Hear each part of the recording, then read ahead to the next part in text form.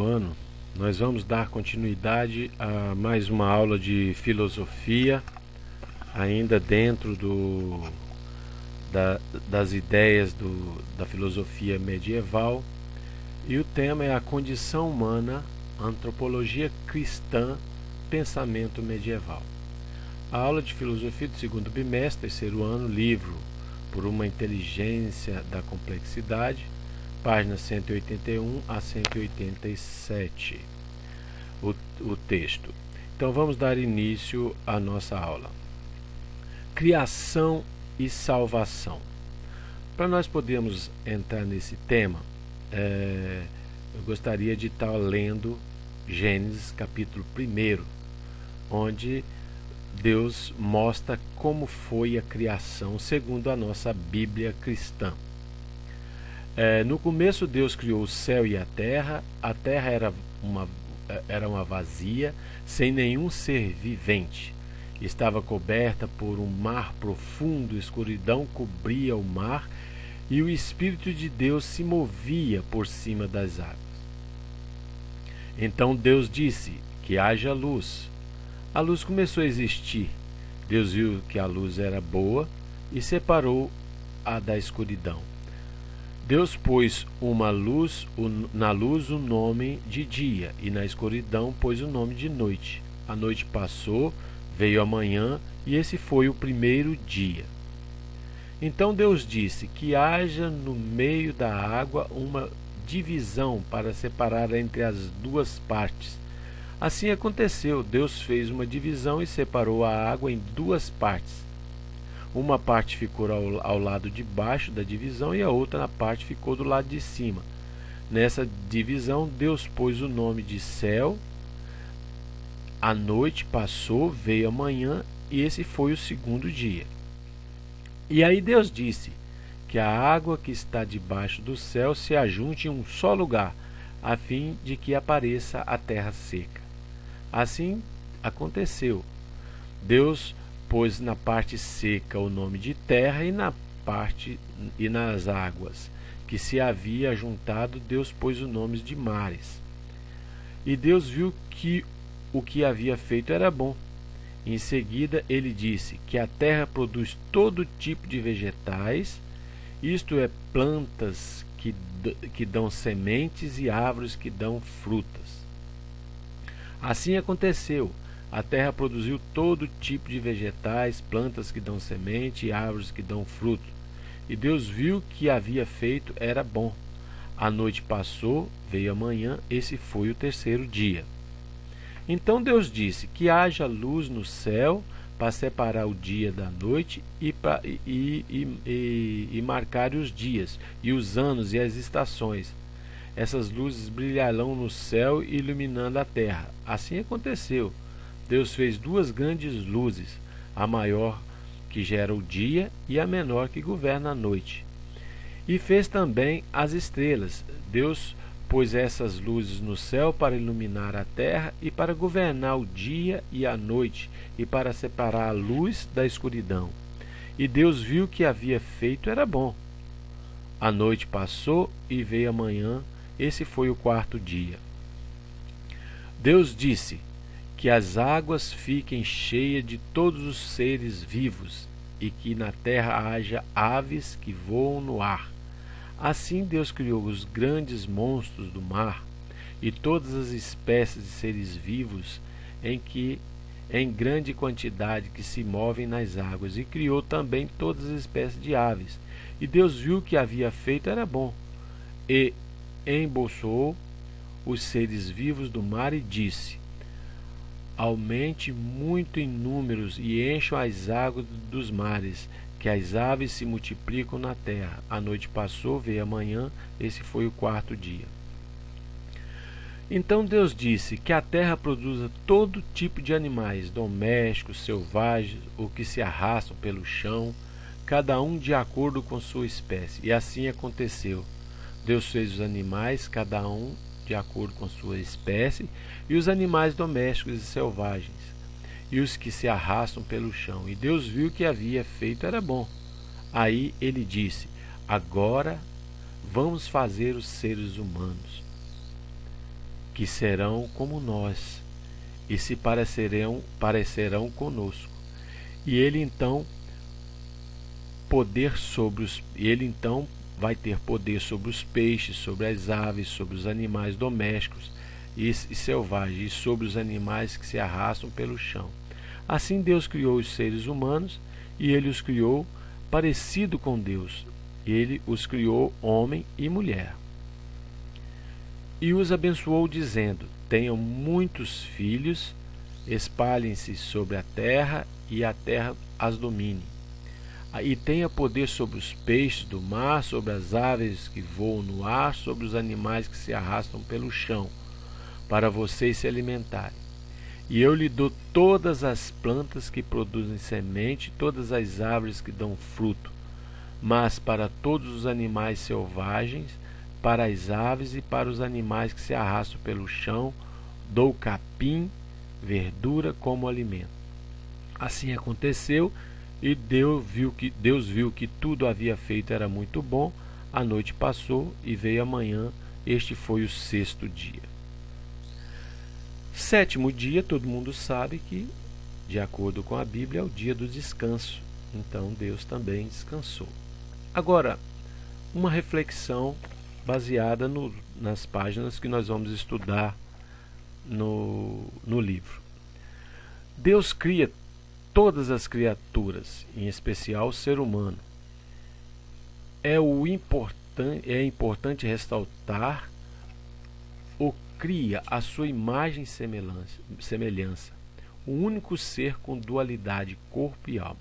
Então, imaginam bem, segundo as Escrituras Sagradas, Deus cria o ser humano como um ser único, que tenha o poder de domínio entre todas as criaturas de Deus. E o mais importante, que Deus o cria a sua imagem e sua semelhança. Então, quando nós olhamos no espelho, nós temos que ver Deus, porque somos iguais a Deus. Depois dessa leitura da Bíblia, vemos que Adão e Eva pecaram e foram expulsos do paraíso. Por que Adão e Eva pecou? Porque se lá era tão bom, que Deus fez o mundo com tanto amor, eles pecaram? A razão é o livre-arbítrio. Deus, antes de mais nada, colocou no ser humano o livre-arbítrio, de poder decidir o que fazer. O homem tem o poder de fazer o bem e fazer o mal, de acordo com sua vontade. Segundo Sócrates, é impossível fazer o bem e o mal ao mesmo tempo. São duas atitudes diferentes. Para Sócrates, uma pessoa ou ela é boa ou ela é ruim. Não existe uma pessoa boa e ruim, segundo o nosso filósofo Sócrates.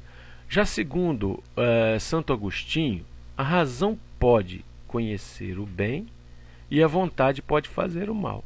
Então, segundo Santo Agostinho, que já é um santo da era medieval, ele diz o seguinte: nós podemos fazer o bem e podemos fazer o mal.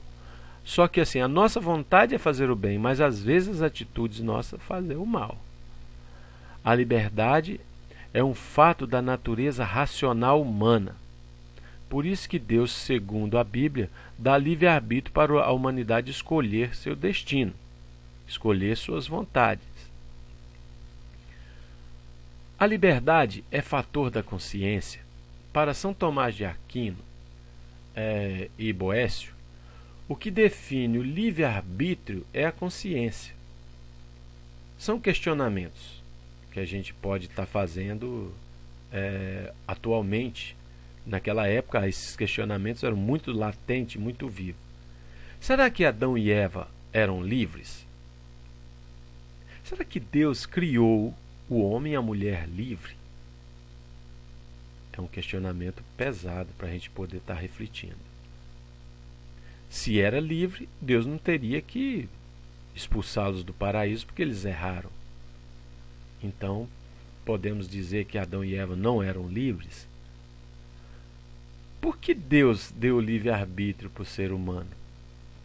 Por que Deus colocou a vontade, a decisão de fazer as coisas no ser humano? Foi o livre-arbítrio que incentivou os filósofos a descobrir sobre a sua existência.